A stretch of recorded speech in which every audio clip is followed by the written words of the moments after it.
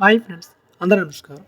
ఏపీలో ఉన్నటువంటి రైతన్నలకు అన్నదాత సుఖీభవ మొదటి విడత కింద చాలామందికి ఎదురు చూస్తున్నారు. అలాంటి వారికి ఇప్పుడు లేటెస్ట్ అప్డేట్ అయితే వచ్చింది. ఎవరైతే అన్నదాత సుఖీభవ రైతులు ఈ యొక్క అప్డేట్స్ కోసం వెయిట్ చేస్తున్నారో తప్పకుండా మీకు వెంటనే వచ్చే అప్డేట్స్ మీకు జెన్యూన్ ఇన్ఫర్మేషన్తో తెలియజేస్తాను.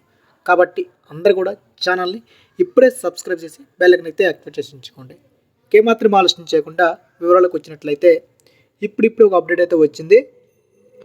అన్నదాత సుఖీభవ పథకం కింద రైతుల ఖాతాలో మే నెల నుంచి జమ చేస్తున్నట్లు ముఖ్యమంత్రి చంద్రబాబు నాయుడు తెలిపారు. ఈ పథకం కింద ఏడాదికి 20,000 రూపాయలు ఇస్తామని చెప్పారు.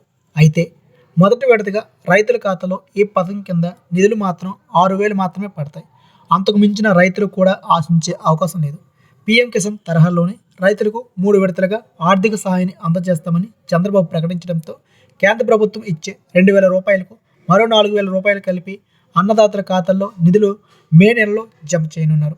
మొదటి విడతగా ప్రధానమంత్రి కిసాన్ సమ్మాన్ నిధి యోజన ప్రభుత్వం ఏడాదికి 6,000 రూపాయలు ఇస్తున్న సంగతి తెలిసిందే. రైతుల ఖాతాలో జమ చేస్తూ వస్తుంది. మొత్తం 3 విడతలుగా విడతకు 2,000 రూపాయల చొప్పున ఇస్తుంది. అయితే పీఎం కిసాన్తో పాటు రాష్ట్ర ప్రభుత్వం కూడా ఇచ్చే తమ యొక్క వంతు పెట్టుబడి సాయాన్ని కలిపి అన్నదాత సుఖీభావ పేరుతో పథకాన్ని ఇస్తామని ప్రకటించడంతో రాష్ట్ర ప్రభుత్వం తన వాటా కింద 4,000 రూపాయలు మొదటి విడత జమ చేస్తే ఈ విధంగా మొత్తంగా 6,000 రూపాయలు అయితే వస్తాయి. ఈ విధి విధానాలు కూడా సిద్ధం చేశారు.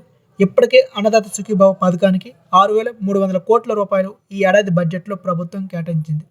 అయితే ఎవరెవరికి వస్తాయి ఈ విషయానికి వస్తే మాత్రం 42 లక్షల మందికేనా అంటూ ఒక వార్త కూడా వచ్చింది.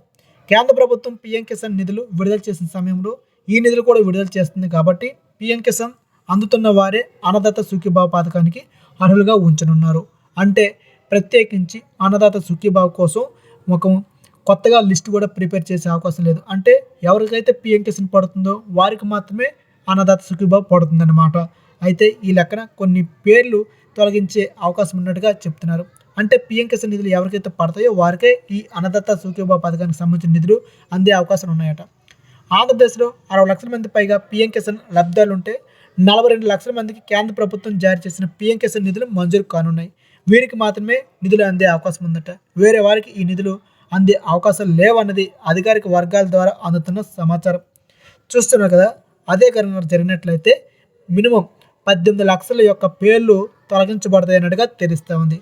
పీఎం కిసాన్ నిధులు 60,000 వస్తుంటే మొత్తంగా చూస్తే కనుక ఈ 60 లక్షల మంది లబ్ధాలు ఉంటే మాత్రం 42 లక్షల మందికి కేంద్ర ప్రభుత్వం జారీ చేస్తుంది. కాబట్టి 42 లక్షల మందికే ఈ యొక్క అన్నదాత సుఖీభావ పడుతుందని మీరు తెలుసుకోవాలి. సో దీనికి సంబంధించి మరింత సమాచారం వస్తే కనుక మీకు తెలియజేస్తుంటాం. కాబట్టి ఛానల్ డైలీ ఫాలో అవుతుంది. జై హింద్.